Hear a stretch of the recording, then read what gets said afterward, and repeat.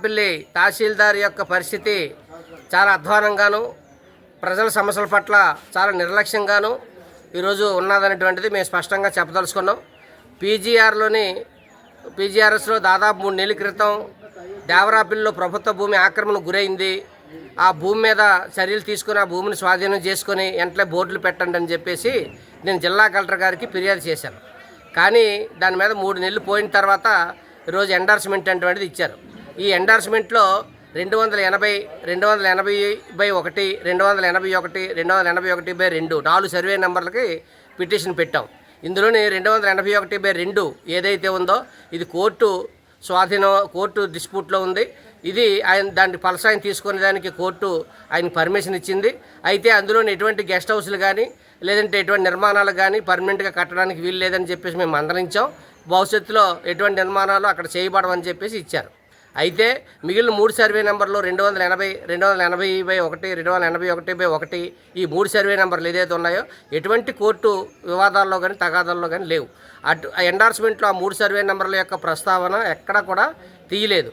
ఆ 3 సర్వే నెంబర్లకు మేము యాక్షన్ తీసుకున్నామని కానీ తీసుకోలేదని కానీ అట్లకి ఎండార్స్మెంట్లో ఎక్కడ కూడా రాయలేదు. అంటే ఒక సర్వే నెంబర్ని కోర్టులో ఉంది కాబట్టి దాన్ని భూతద్దంలో చూపెట్టి కోర్టులో ఉంది, దీన్ని తప్పించుకోవడం కోసం రెవెన్యూ అధికారులు ఎండార్స్మెంట్ ఇచ్చి నన్ను మోసం చేయడం అటువంటిది జరిగింది. అంటే ఈ జిల్లాలో ప్రజా సమస్యల పట్ల, ప్రజలు సమస్యలు ఎదుర్కొన్నటువంటి సమస్యల పట్ల నిరంతరం పోట్లాడే ప్రజా సంఘాల నాయకులకే మీరు స్పష్టమైనటువంటి సమాధానం చెప్పకపోతే సాధారణమైనటువంటి ప్రజలకి పీజీఆర్ఎస్లో పెట్టిన వాళ్ళకి మీరు ఏ విధమైనటువంటి సమాచారం ఇస్తున్నారు, పీజీఆర్ఎస్కి ఏమి విలువ ఉందని చెప్పేసి మేము అడుగుతూ ఉన్నాం. అందుకని జిల్లా కలెక్టర్ ఆఫీస్ చుట్టూ ప్రతి సోమవారం వేలాది మంది పీజీఆర్ఎస్లో దరఖాస్తులు పెట్టుకుంటే వాళ్ళు తప్పుదావ పట్టించి వాళ్ళు మోసం చేసి ఈరోజు శుద్ధ తప్పుడు పీజీఆర్ఎస్లో వాళ్ళకి సమాధానం ఎండార్స్మెంట్లు ఇస్తూ ఉన్నారు. ఆ విధంగా చూసినప్పుడు దేవరాపల్లి తహసీల్దార్ గారు కూడా ప్రజలు మోసం చేసి మభ్యపెట్టి శుద్ధ తప్పుడు పీజీఆర్ఎస్లోనే ఈరోజు ఎండార్స్మెంట్లు ఇస్తూ ఉన్నారు. దీని మీద నేను లోకేష్ గారికి పిటిషన్ పెట్టాను. అదేవిధంగా పవన్ కళ్యాణ్కి ఒక పిటిషన్ పెట్టాను, సీసీఎల్ఏకి ఒక పిటిషన్ పెట్టాను. అవన్నీ కూడా పెండింగ్లో ఉన్నాయి.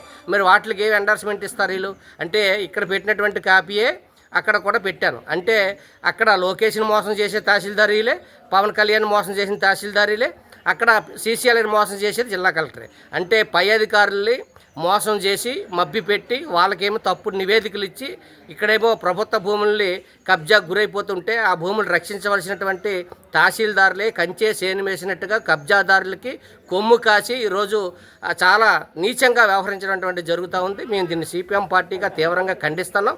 కాబట్టి నేను పెట్టినటువంటి పీజీఆర్ఎస్లో పెట్టినటువంటి 4 సర్వే నెంబర్లు ఏదైతే ఉన్నాయో ఆ 4 సర్వే నెంబర్లకి స్పష్టమైనటువంటి ఎండార్స్మెంట్ ఇవ్వాలి. ఆ విధంగా ఇవ్వకపోతే మేము గౌరవ హైకోర్టుని సీసీఎల్ఏని ఆశ్రమించి దీని మీద చర్యలు తీసుకోవాలని చెప్పేసి మేము అడుగుతాం. చర్యలు తీసుకోకపోతే గౌరవ హైకోర్టులో కేసు అయినా సరే ప్రభుత్వ భూములు మేము కాపాడుతాం. మీరు రెవెన్యూ అధికారులు ఈరోజు సత్తా లేదు, మీకు ప్రభుత్వ భూములు కాపాడడానికి ఈ ప్రభుత్వానికి సత్తా లేదు. కాబట్టి ప్రభుత్వ భూములు రక్షించవలసింది, కాపాడవలసింది ఈ ప్రభుత్వం, ఈ అధికారులు. వీళ్ళేమో నిమ్మక నీరెత్తినట్టు వ్యవహరించి నిర్లక్ష్యంగా వ్యవహరించి ప్రభుత్వ భూముల్ని ధనవంతులకి కోటేశ్వర్లు కట్టబెడతా ఉంటే మేము చూస్తూ ఊరుకోము. ఈ భూముల్ని మేము రక్షించుకోవాలి, ఎలా రక్షించుకోవాలనేటువంటిది మాకు తెలుసు. ఎంట్లే ఆ భూములు ఏదైతే ఉన్నాయో ఎంట్లే బోర్డులు పెట్టి రక్షించాలని చెప్పేసి లేని ఎట్ల మేము దాని మీద చట్టపరమైనటువంటి ఎటువంటి చర్యలు అయినా తీసుకోవడానికి, న్యాయపరమైన చర్యలు మేము తీసుకునేదానికి కోరి దాని మీద పెద్ద ఎత్తున ఆందోళన చేస్తామని చెప్పేసి మేము స్పష్టం చేస్తాం.